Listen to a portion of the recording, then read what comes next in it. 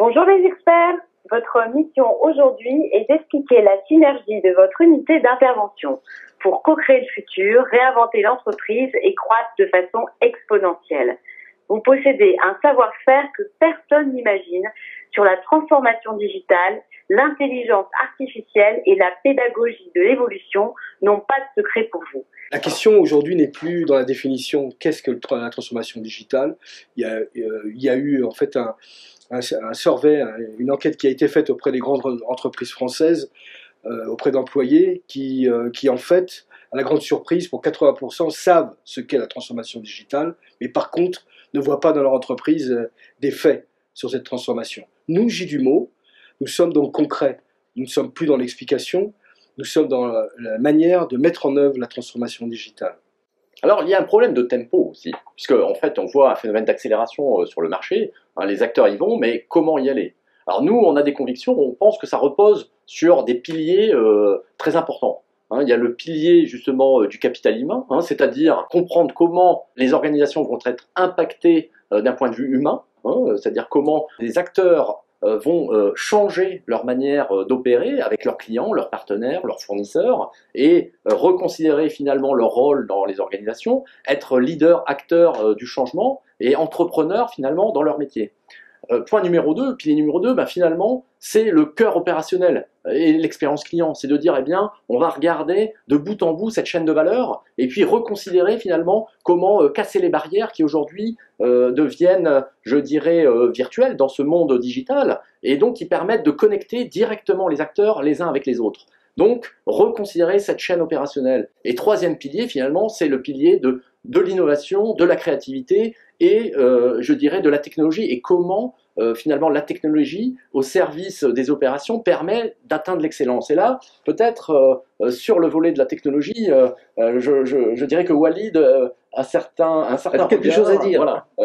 Donc, je laisse... En fait, avant de parler de la transformation digitale, il y a un point important à aborder qui est en fait pourquoi on le fait. Donc, qu'est-ce que ça veut dire? Donc du coup, cette époque, cette nouvelle époque, moi je la compare un petit peu à l'époque où on a découvert l'électricité. Donc on a découvert l'électricité et ensuite toute la société devait se transformer avec cette nouvelle énergie qu'on ne connaissait pas. Donc du coup, ça rentre dans les foyers, les entreprises, dans la technologie, dans tout, donc dans notre vie. Donc on ne peut plus envisager vivre sans cette composante importante. Donc le digital, c'est quoi? En fait, c'est qu'on a trouvé où on a accès maintenant à une nouvelle ressource qui est la donnée. En fait, c'est la donnée qui maintenant représente l'électricité de la transformation digitale. Ça veut dire quoi? Ça veut dire qu'on ne peut plus envisager la création de valeur sans en fait cette composante essentielle qui est la donnée. Donc qu'on le veuille ou non, qu'on soit prêt ou pas prêt, en fait il faudra prendre en considération en fait cette nouvelle donne qui est la donnée. Donc il faut focaliser. Focaliser nos activités, ça veut dire qu'on va les focaliser sur quoi? Sur ce que tout le monde veut, c'est la valeur.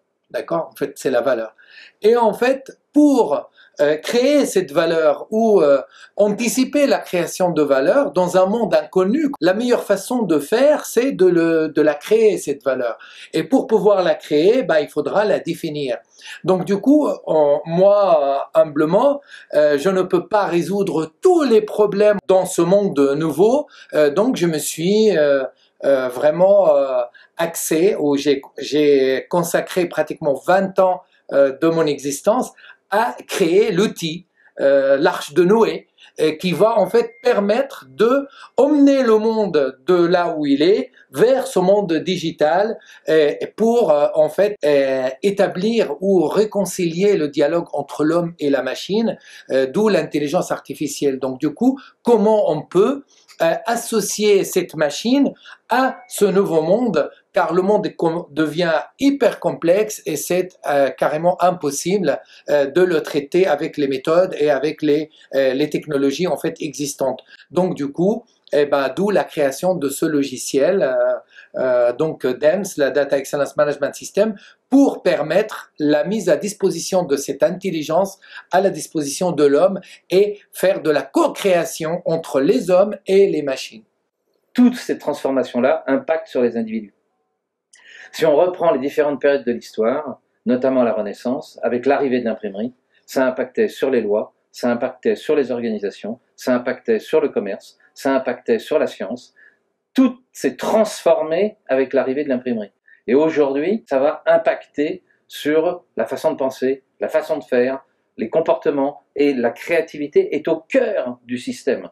Et c'est ce défi, qui est un défi humain, qui est un défi psychologique, qui est un défi mental, que je relève au quotidien avec la symbiocratie, pour permettre aux gens de créer des connexions, d'élargir leur champ de conscience et d'exploiter ce que vous faites, c'est-à-dire la mise en place de tous les éléments à la fois technologiques et psychologiques du digital pour permettre de passer dans le monde nouveau. Notre team, notre équipe, c'est que on va rarement l'un sans l'autre. Préparer les gens à comprendre le digital, préparer les gens à comprendre l'intelligence artificielle et surtout les préparer à recréer pour pouvoir en tirer des fruits. Si ce n'est que l'échelle du temps a complètement changé, le digital a complètement accéléré l'échelle du temps. Quand on parle maintenant d'attendre, clairement, attendre plus de 2 ans actuellement, c'est pratiquement, ça paraît inimaginable. Parce qu'on voit des modèles économiques qui sont complètement éteints, soit par une ubérisation de leur modèle, par des concurrents, soit par un concurrent qui a été digital de manière native, comme on peut citer comme exemple Amazon, qui tue petit à petit tout le mode de la grande distribution, du retail. 2 ans, c'est vraiment ce qu'on peut appeler le maximum pour une entreprise pour être dans le coup et pour se digitaliser. Quand on dit digitaliser, ce sont des valeurs qui ne sont pas spécialement complexes, mais ce sont des valeurs technologiques et culturelles qui existent déjà parmi tous les jeunes. Les jeunes qui rentrent dans les entreprises aujourd'hui sont natifs digitales parce qu'ils utilisent les technologies, ils sont familiarisés avec des applications de collaboration. Et ces applications de collaboration ont complètement détruit les murs qui existent entre les différents départements. Ce qui fait que le digital apporte une valeur bout en bout dans les processus d'entreprise. Et ça nécessite un changement des mentalités. C'est une des grosses forces du logiciel de Walid. En fait, un mot-clé qui est très important, c'est que le centre de valeur a changé. Avant, l'entreprise était centrée sur les produits et services que l'entreprise fait. Donc, en fait, l'avantage compétitif était de garder justement ces données. Donc, en fait, c'est d'avoir ces données pour soi, pour pouvoir, en fait, être compétitif dans le marché et puis avoir un cran d'avance. On disait que l'information, c'est le pouvoir, ou garder l'information, c'est le pouvoir. Le digital renverse complètement, en fait, ce paradigme, et en fait, c'est partager la donnée et le pouvoir. Pourquoi? Parce que le centre de création de valeur a changé. Ce n'est plus le produit et le service que je livre, c'est le client ou le citoyen que je sers. En fait, c'est donc du coup le centre de polarisation de valeur, elle est à l'extérieur de l'entreprise et non pas à l'intérieur de l'entreprise. Avec cette accélération du temps, avec les contraintes écologiques, les contraintes financières pour créer en fait de la valeur, donc on doit créer plus avec moins. Donc accélération de temps, créer plus avec moins, le centre de valeur, de création de valeur qui change en fait de l'intérieur vers l'extérieur, et en fait ça nous oblige à avoir quelque chose qui nous permet de connecter tout ça ensemble. Et sans la technologie, évidemment le consultant classique il va vous dire oui mais la technologie n'est pas importante, la technologie ce n'est pas le central. Pour moi, désolé de vous décevoir, je pense que la technologie, c'est en fait la chose qui va vous permettre en fait de vivre dans le nouveau monde et de créer le nouveau monde.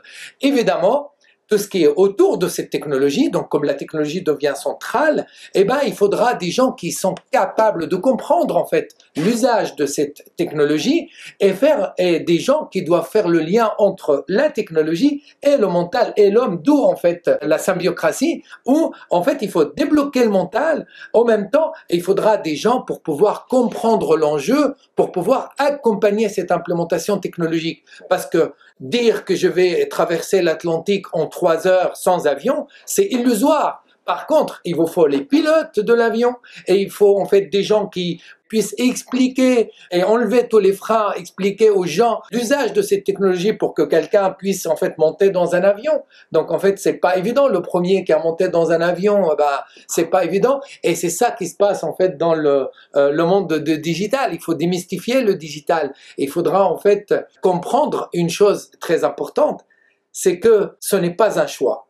Ça veut dire, en fait, ce n'est pas je vais embrasser le digital, embrasser la transformation ou pas. C'est soit, en fait, je me modernise et je me plie, en fait, à la volonté des citoyens et des clients pour pouvoir, en fait, donner un service et un produit transparent de valeur, soit je vais disparaître. Oui, ça va même plus loin, c'est-à-dire que quelque part, ça va même remettre en cause le modèle de l'entreprise, le mode de fonctionnement, la vision avec ses clients, la vision avec ses fournisseurs, la vision avec ses employés, la vision avec le public. Et par exemple, ce que l'on voit, même dans le management de l'innovation finalement, parce que ce que l'on veut, c'est avoir des gens qui soient engagés, donc qui se plaisent dans leur travail. Ça veut dire quoi? Ça veut dire qu'ils aient une autonomie finalement à co-créer et apporter de la valeur ajoutée dans cette chaîne de valeur complète. Et notamment, c'est de se dire finalement quel sens à donner à ces activités. Donc la quête de sens, ça rejoint cette quête de valeur, donc de regarder sur la chaîne de valeur et de dire, eh bien tiens, demain, les produits et les services que l'on délivre au travers de toute cette organisation, finalement, on va les délivrer à l'extérieur et on va regarder l'impact dans l'écosystème, dans l'environnement, et de se dire, finalement, moi, à mon niveau, à mon échelle, dans cette chaîne de valeur, qu'est-ce que je peux faire finalement pour apporter de la valeur ajoutée, savoir que cette valeur ajoutée est durable. Donc je peux maintenant utiliser par exemple, on le voit de plus en plus des approches d'innovation sur le biomimétisme, puisque la nature a inventé des tas de solutions, c'est de savoir comment interroger justement cette source de connaissances. Donc c'est d'apporter finalement ces éléments d'information lorsqu'on engage une organisation dans une transformation. Comment travailler avec des acteurs multidisciplinaires finalement, amener ces acteurs dans l'organisation, faire évoluer, faire bouger les lignes. Et puis d'engager l'organisation dans un changement continu. Finalement, l'organisation, c'est une organisation qui s'adapte en continu, c'est une organisation qui apprend, et c'est une organisation qui adresse l'excellence, finalement, par le biais, finalement, de tous ces nouveaux principes que les acteurs adoptent parce qu'ils sont dans une quête de sens, parce qu'ils croient à cette nouvelle aventure. Il y a 2 mots-clés ici, c'est écosystème.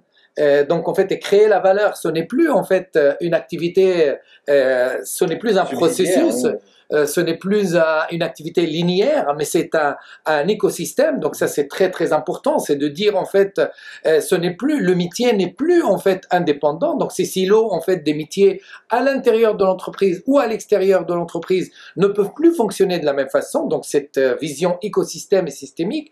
La deuxième, c'est la dynamicité. Il faut en fait une entreprise dynamique. Ça veut dire sa gouvernance, elle doit être agile. Là, c'est d'abord la gestion de la connaissance. Donc en fait, on ne gère plus de la connaissance, mais on génère de la connaissance. Donc ça, c'est une chose. Deuxièmement, c'est que ce n'est plus l'organisation, ce n'est plus je vais organiser quels sont les pions, quels sont les gens et à quel poste on va les mettre.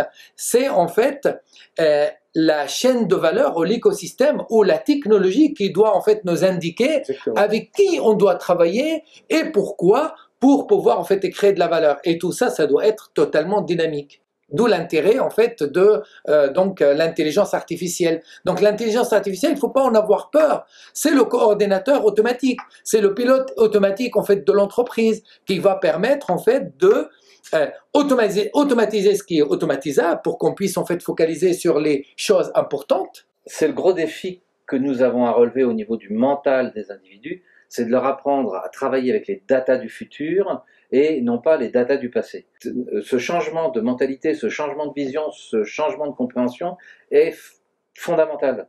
C'est plus que nécessaire. C'est-à-dire que les gens doivent se dire aujourd'hui, je récupère les datas du futur pour pouvoir m'adapter immédiatement ou adapter mes prestations immédiatement. Et mon travail, c'est effectivement de faire en sorte que les gens développent une conscience plus large et un cerveau systémique. Le changement, hein, c'est pas un changement qui s'opère une seule fois. En fait, le changement, c'est pour justement être capable d'absorber un changement permanent. Aujourd'hui, la vitesse des changements, des nouveaux acteurs sur le marché, dans le marché économique, font qu'il faut toujours s'adapter et toujours être meilleur. C'est là où l'innovation, la création, le pilotage de la valeur, les actions prises pour être toujours meilleur sont extrêmement importants. L'innovation est quelque chose qui doit être impératif aujourd'hui dans le nouveau modèle digital. Mais en fait, les survivants sont ceux qui sont capables d'être agiles et capables de s'adapter à tout moment à cette confrontation avec différents événements. On voit ce qui se passe aujourd'hui dans le food. Aujourd'hui, un grand acteur, encore une fois, comme Amazon, a décidé de s'attaquer à l'alimentation, à l'alimentaire. Bon, bah, c'est clair que derrière, des gens comme Walmart, des gens comme Carrefour, des grands compétiteurs sont obligés de s'adapter et d'aller très très vite. S'ils ne sont pas capables de s'adapter au modèle digital d'Amazon, bah, quelque part, ils perdront une bataille. En fait, ça c'est vraiment. En fait, moi, je viens. Donc, j'ai des expériences dans le monde en fait agroalimentaire. Et moi, je trouve que c'est honteux d'avoir des sociétés en fait de l'ancien monde dans l'agroalimentaire et qui ont en fait la propriété intellectuelle de leurs produits, qui ont la relation donc en fait avec leurs clients, qui ont le produit physique, qui ont la valeur en fait et la création de valeur, et on les voit en fait à la traîne par rapport à quelqu'un comme Amazon, que lui, il ne possède que des datas. Parce que tu as un phénomène psychologique dans les organisations. Quand tu as une espèce de triangle, qui est un triangle destructeur au possible, c'est les gens qui ont le pouvoir, donc tout ce que tu viens de dire, les marques, etc. Ils ont l'argent, okay, et ils ont un certain nombre de diplômes ou de reconnaissances du fait du marché ou parce qu'ils ont fait des grandes écoles. Et quand tu expliques à ces gens-là que le monde est en train de bouger, qu'ils vont perdre la bataille, ils hurlent de rire. Ils se marrent. Ils disent on a nos propriétés, on a nos marques, on a nos produits, on a l'argent, on a des milliards en caisse, et ils ne bougent pas. Maintenant, dans le modèle digital, c'est le client qui dicte la logistique, les règles de logistique. Moi, je veux être servi n'importe où dans le monde, dans les 2 jours, dans les 24 heures. Et quelque part, de plus en plus, c'est le client qui guide le modèle de business. Oui, et le client veut savoir si eh bien, le produit qu'il consomme, il est éco-durable, s'il respecte certains nombres de principes éthiques finalement, et on redonne le pouvoir, le choix finalement au client d'orienter via des valeurs, qui sont les valeurs de développement durable. On en parle aujourd'hui, mais très concrètement, on le rend réel grâce à la technologie. On revient là d'abord à la notion de symbiose, c'est-à-dire que des espèces hétérospécifiques, on va dire les clients, les fournisseurs, les financiers, etc., sont obligés de travailler ensemble et d'échanger des données pour développer des richesses mutuelles et réciproques. Donc on est vraiment dans ce retour à la notion de symbiose. Deuxième point, c'est que c'est le client qui va définir la valeur du produit et non plus l'entreprise qui va, de façon unilatérale, dire notre produit a telle et telle et telle valeur, parce que le client peut shooter l'entreprise en dehors du marché demain matin, on le voit aujourd'hui. Donc, fondamentalement, si on n'intègre pas les fameuses datas qui viennent de l'extérieur, dont tu parlais tout à l'heure, les datas qui viennent du client, et c'est ça qui est extraordinaire avec l'intelligence artificielle, c'est qu'on n'a pas que les datas chiffres, on a les datas émotionnelles. Parce que par les comportements, on arrive à voir quelles sont les émotions vécues par les consommateurs. À partir de ce moment-là, on va pouvoir transformer et créer. Et c'est cette notion de créativité à partir de l'émotion et de la valeur donnée par le marché que les entreprises vont pouvoir complètement revoir leur business model et surtout inventer des produits et des services extraordinaires.